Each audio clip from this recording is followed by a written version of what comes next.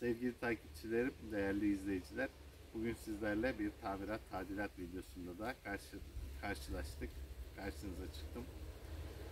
Bugünkü yapacağımız işlem çok basit ve kısa bir işlem.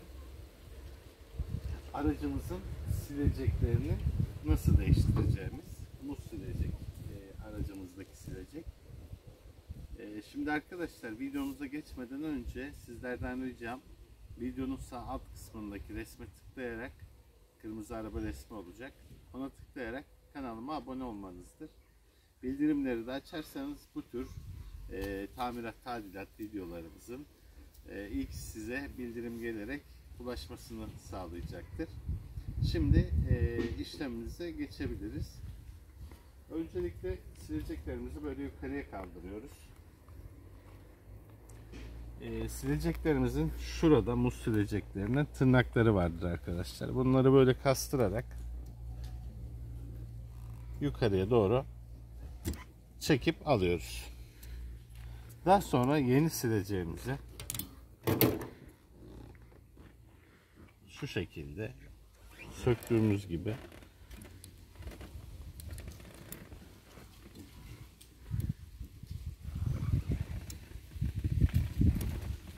yerine oturtuyoruz.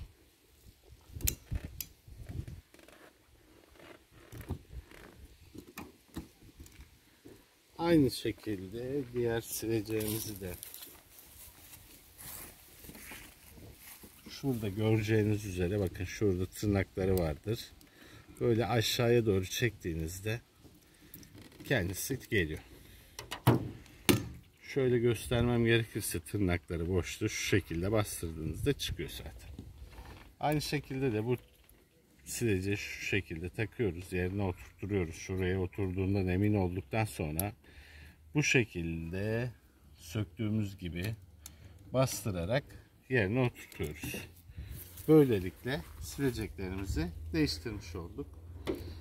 Sileceklerin belirli bir ömrü var arkadaşlar. Ne zaman değiştireceğiniz hakkında da bilgi vermem gerekirse, cam yüzeyine belirli bir süre sonra şuradaki lastikler oturmayacaktır ve yani oturmayacaktan kastım yüzeyi tam süpüremeyecektir. Çünkü buradaki malzemenin de belirli bir ömrü var ve gördüğünüz üzere gevşemiş.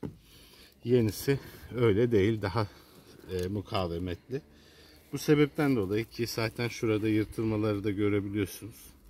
Yırtılmıştı sileceğimin fırçası. Bu sebepten dolayı ben bu sileceğimi değiştirdim yenisiyle.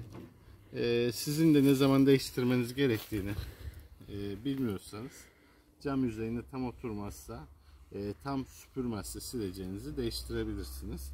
Ancak şunu söyleyeceğim sizlere, belirli bir süre sonra, kışın özellikle çok fazla çalışmaktan dolayı şuralarda pislikler kalıyor.